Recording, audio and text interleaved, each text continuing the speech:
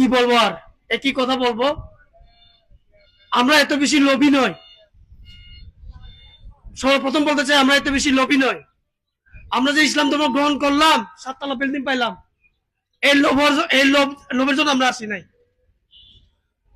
বেহেশতে এবং জান্নাত, এই জান্নাতটা পাওয়ার জন্য আমরা ইসলামের আশা। কলিমা লা ইলাহা ইল্লাল্লাহু মুহাম্মাদুর রাসূলুল্লাহ সাল্লাল্লাহু আলাইহি ওয়াসাল্লাম যে পড়বে, যে কলিমা পাঠ করবে, সে বেহেশতে পাবে।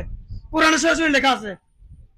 আপনি গুনাহ করছেন, গুনার জন্য আপনি জাহান্নামে 1000 2000 100 জাহান্নামে যাবেন। পরবর্তীতে একদিন না একদিন আপনি জান্নাত পাবেন। কোরআন শরীফ স্পষ্ট লেখা আছে। চ্যালেঞ্জ, ওপেন চ্যালেঞ্জ এটা। এর জন্য ইসলামে আসা।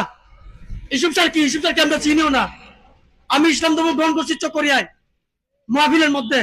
ইসুফ স্যারকে আমি দেখিও নাই। তারেক মনোরা হুজুরের কাছে। তাহলে ইসলাম আরো ভালো, আমার ভালো লাগছে। এটা পার্সোনাল ম্যাটেরিয়াল যেটাকে বলি, আমার ব্যক্তিগত বিষয়।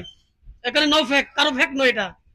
এজন্য যারা এই বিভিন্ন মানে বিষয়ে মেট্রো যারা মেট্রো নিউজ যারা চালাচ্ছে, তাদের প্রতি আমার নিন্দা প্রতিবাদ জানাই।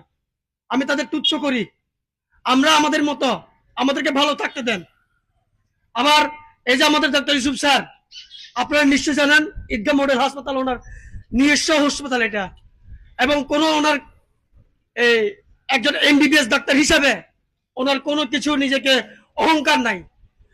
ছোট ছেলের সাথে যেরকম, বিসিএস কেদের সাথে সেরকম। তার চলাফেরা মুগ্ধ হয়ে আমরা শিখতে বাধ্য। এমনি যে পৃথিবীতে দুনিয়াতে থাকার জন্য তারই মতো মানুষ দরকার।